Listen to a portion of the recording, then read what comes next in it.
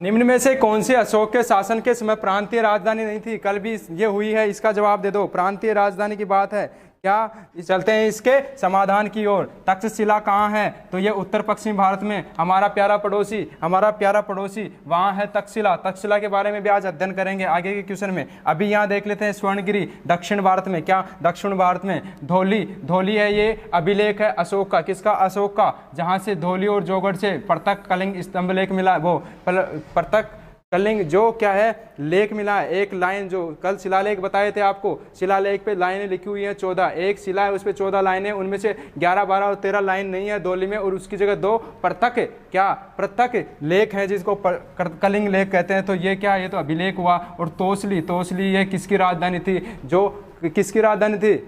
अशोक ने किसको जीता था? कलिंग को। कलिंग की राजधानी थी तोसली। ठीक है साथियों, चलते हैं अगले क्वेश्चन की ओर। अगला क्वेश्चन है, निम्नलिखित में से कौन सा अशोक का द्विभाषिक अभिलेख है?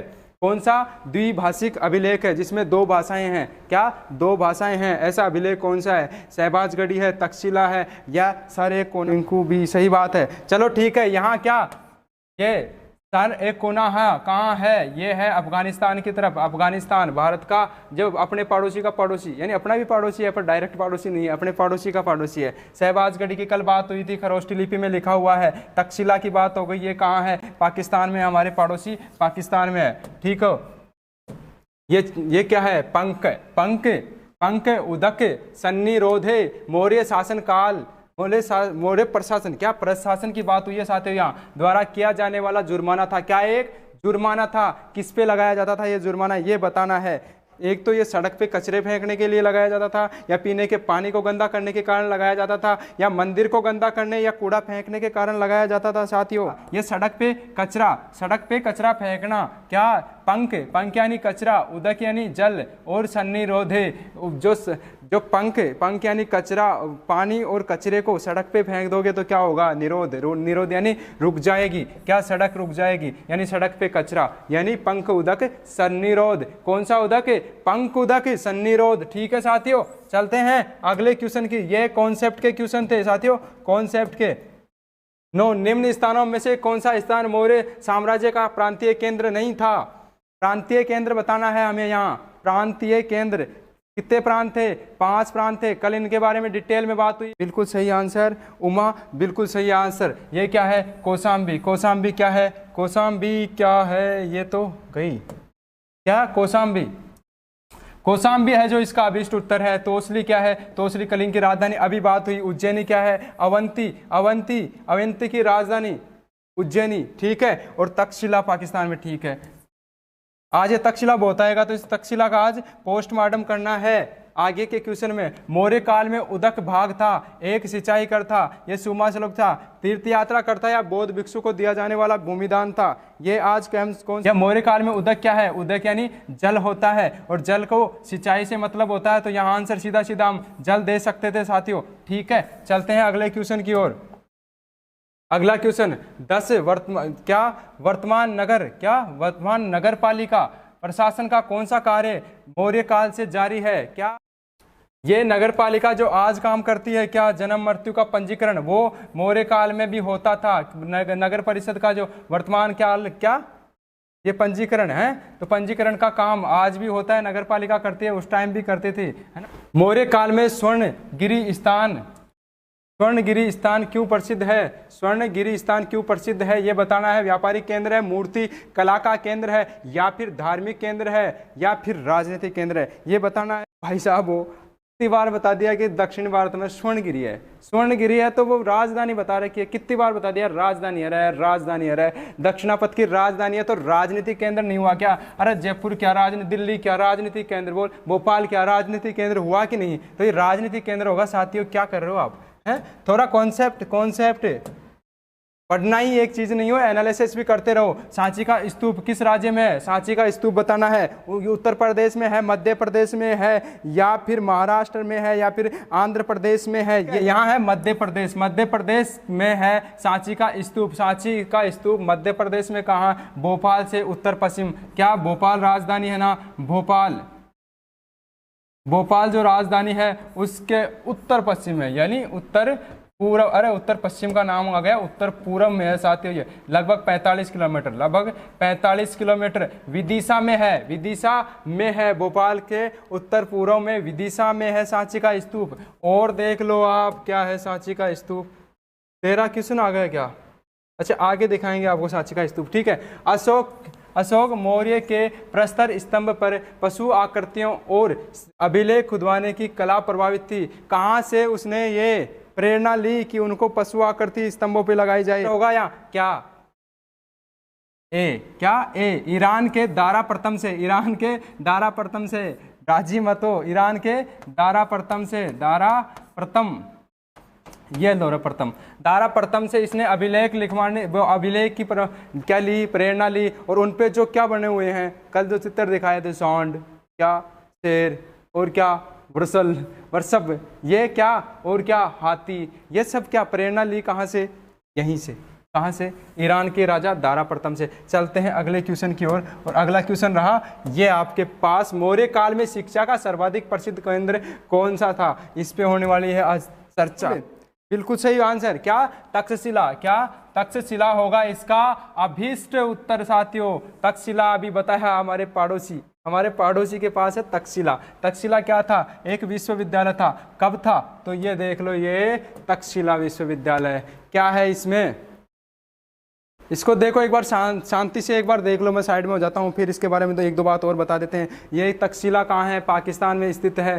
क्या है ये? शिक्षा का केंद्र था। क्या? शिक्षा का केंद्र था, ये विश्वविद्यालय था। ये तक्ष ने इसकी स्थापना की थी। तक्ष वहाँ का राजा था, स्थापना की बात नहीं करा। तक्ष कहाँ तक्षशिला की स्थापना की थी?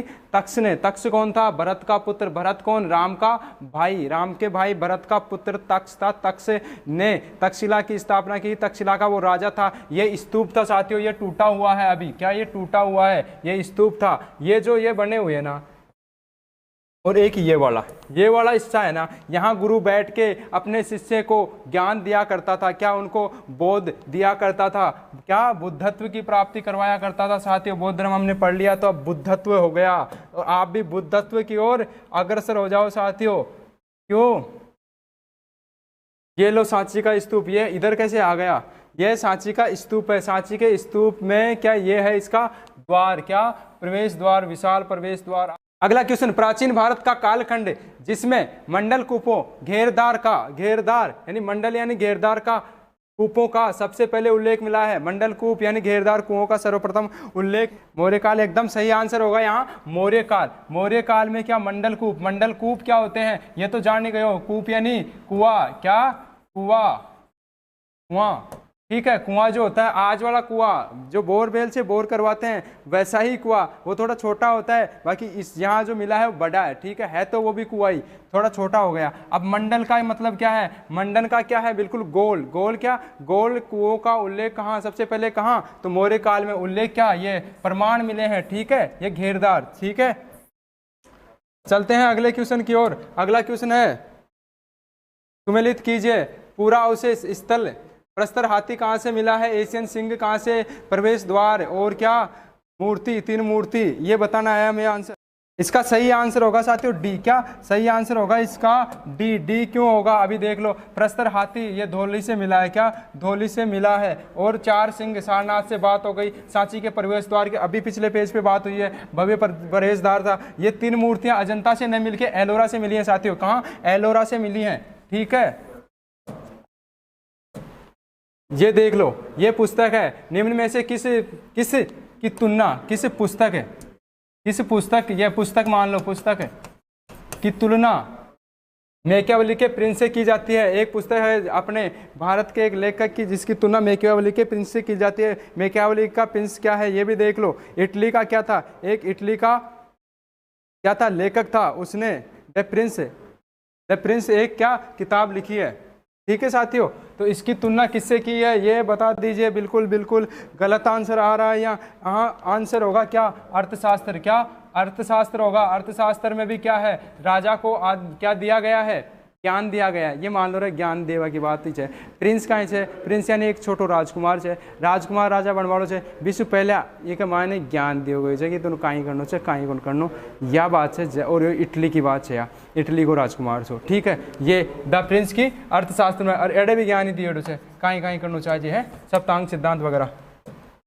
चलो जी आ जाओ नाथी के बारे में। क्या निम्न अभिलेखों में से किसमें अशोक का नाम उल्लेख हुआ है? क्या किसमें अशोक का नाम उल्लेख हुआ है साथियों?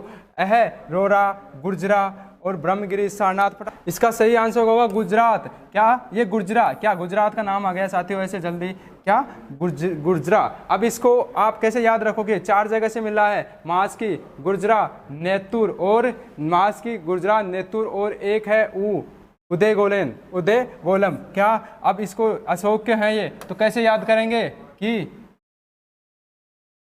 ये है गु, मांगू, मांगू ने जगा दे हैं, मांगू ने, और क्या गुर्जरा, ये अपने हो गया मास की गुर्जरा, नेतुर, उदय गोलम।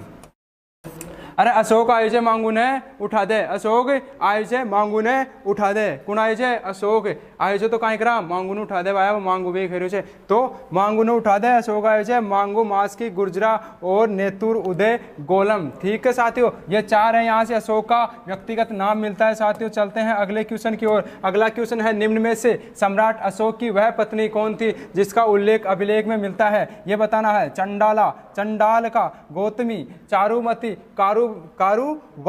अशोक की बेटी का नाम है क्या? चारुमती। और ये कारुवाकी है, ये क्या रुमनी देई अभिलेख से इसका उल्लेख मिलता है इसके नाम का। और यह है कारुवाकी बनी थी इस फिल्म में। कौन सी फिल्म में? कौन सी फिल्म में? अशोका फिल्म में। तो ये कारुवाकी हो गई। और एक बात और, इसका एक बेटा था जो तितर मारता था, तितरमार यानी तीवर। क्या? तीवर इसका बेटा था। ये जब भी आता ये कहता रहा कि तितर मार तो डोल रहा है, तो ये तीवर इसका बेटा हो गया साथियों। ठीक है, चलते हैं अगले क्वेश्चन की और। अगला क्वेश्चन देख लो, निम्न में से सम्राट अशोक की वह पत्नी, अच्छा हो गया ये, अरे सॉरी यार स्लाइड बदली नहीं।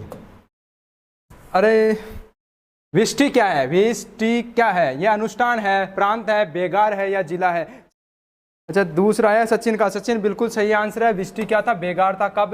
मौर्य काल में। मौर्य काल में जो बेगार ली जाती थी, बिना वेतन के जो काम करवाया जाता था उसको बेगार कहते थे। बेगार को विष्टि कहते हैं। विष्टि बिना वेतन के, विष्टि बिना वेतन के। इधर बे क्या? इधर बे ओ वी और इधर बे बेगार, विष्टि बिना वेतन के। अरे तीनों बात क्लियर कर लो छोरो, बिना वेतन के। ठीक है, बेगार और क्या?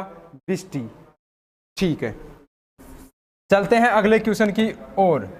अगला क्वेश्चन है, क्या बिंदुसार ने विरोधियों को कुचलने के लिए अशोक को कहां भेजा था? राज भी आया उत्तर। बिल्कुल सही आंसर है बी, तक्षशिला। तक्षशिला से क्या हुआ है?